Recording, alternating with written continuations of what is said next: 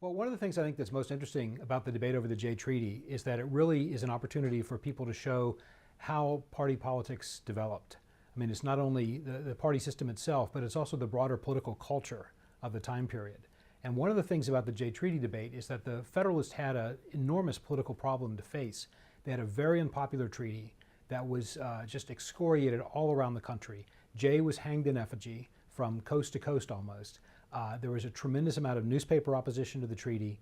And in all this, the Federalists found themselves with a document that was incredibly unpopular at the grassroots level. And they recognized that they had to essentially mobilize the American public to create support for the treaty so that it could in fact show President Washington that it was popular enough for him to sign. And then ultimately in the next year, in 1796, that it was popular enough for the House of Representatives to approve. So what the Federalists did was to undertake a massive campaign in political culture and political mobilization to build support for the treaty. They took to newspapers. They wrote broadsides. They wrote short squibs in papers. They wrote a number of series like The Federalist and like Brutus and other things that had appeared during the ratification debate. And the Federalists built a very strong, powerful case for why the treaty was, first of all, not nearly as bad as the critics had claimed, but also, in fact, actually a strong treaty in and of itself, that there were a number of key benefits that the country would gain. And much like the debate over the Constitution, the Federalists in 1795 and 96 also argued that the treaty was not perfect, that it was not without its flaws, but that it was the best document that could be obtained at the time. Now, the Federalists did this despite the fact that they were considered clearly of the two emerging political parties at the time to be the least popular, with the least belief in popular politics and the least belief in democratic politics. And so the Federalists should not have been able to do this as successfully as they did, and yet they did. And so it forces us, I think, to reconsider who the Federalists were and what they did and how engaged they were and how successful they could be at the game of popular politics. Because although in the long term, the Jeffersonian Republicans proved to be far better at this and outdid the Federalists very clearly, in the early to mid-1790s, the Federalists were actually quite good at this. They knew which buttons to push, they knew how to mobilize the public, they knew how to undertake a campaign to build support for the Constitution, for the Jay Treaty, in the same way they had done for the Constitution in the ratification debate. But there were also, I think, two important precedents in 1793 and 94 to the treaty debate that gave the Federalists of the new administration an opportunity to show what they could do. The one was the debate over neutrality, and Citizen Genet, who was enormously popular as this dynamic, charismatic French minister to the U.S.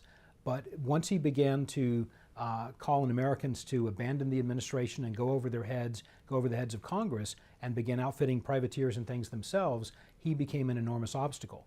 And what the Federalists did was to very clearly pose a challenge to the American public. Do you stand with Genet or do you stand with George Washington? Because you can't do both. And the obvious, clear, right answer is George Washington. So by turning the neutrality debate into a contest between Genet or Washington, the Federalists did the same things they had done in ratification. They took to the newspapers, they made speeches, they used broadsides, they organized public opinion, and they were able to turn the country against Genet and in favor of Washington's neutrality proclamation, which had angered many Americans because they supported the French and they understood neutrality to be as primarily a kind of pro-British neutrality. The second instance was in 1794 and the so-called Whiskey Rebellion, which again, the Whiskey Rebellion and the Democratic Societies were popular because they were seen as, among many people, a continuation of the American Revolution, an expression of democratic popular politics. But the Federalists objected to those societies primarily, the democratic societies, and they tried to make the societies again this illegal, unconstitutional institution. And once again, they framed the societies against the established authorities that they had. The constituted authorities was the phrase that they used. And once again, they put George Washington at the head of those constituted authorities and framed the entire debate over the democratic societies as, do you support this extra-legal, unconstitutional group that's trying to insert itself where it shouldn't be, or do you trust the constituted authorities led by George Washington? In both the Citizen Genet case and in the Democratic Societies case, the Federalists had made an argument, they had taken their case to the public, they had used newspapers, they had made arguments, and they essentially reversed the course of public opinion.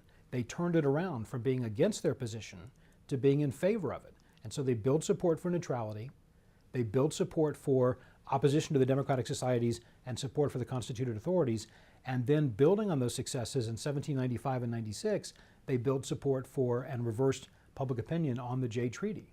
In all these cases, I think it's clear the Federalists showed that they could play the game of popular politics as it existed in the 1790s. They were quite good and quite skilled, and one of the keys to their success is how frustrated Jefferson and Madison and the Republican leaders were by what the Federalists had done to them.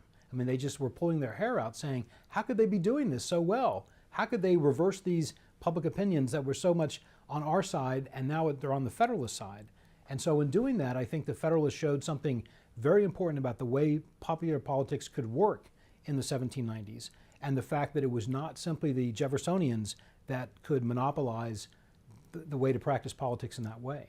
So I think that's one of the interesting questions for me that first drew me into all this research was, how did the Federalists reverse public opinion when it was so unpopular against the Jay Treaty? And discovering how they did that and looking back to the precedents for that, it became clear that this was something the Federalists had been doing for some time and actually were quite successful at doing.